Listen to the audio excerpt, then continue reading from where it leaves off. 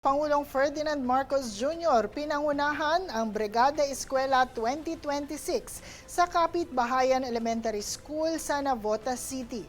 Kasama ni Pangulong Marcos si DepEd Secretary Sani Angara para masaksihan ang pagtutulungan para maisaayos ang mga paaralan para na rin sa benepisyo ng mga estudyante. May temang bayanihan sa paaralan, nagkakaisa para sa kaayusan at kaalaman.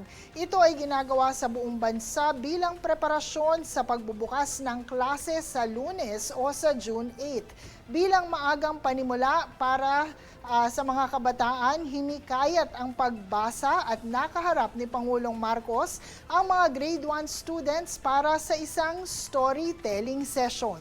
Isa itong mainam na puno na may malalaki at lunti ang dahon, may mga ugat pa at wari bang nabunot mula sa kinatatayuan sa isang malakas na bagyo. Nakasubok na ba kayo ng bagyo? Binagyo na ba kayo? Apo. Ha? Kala po namin magbabasa. Nalaglag yung mga puno.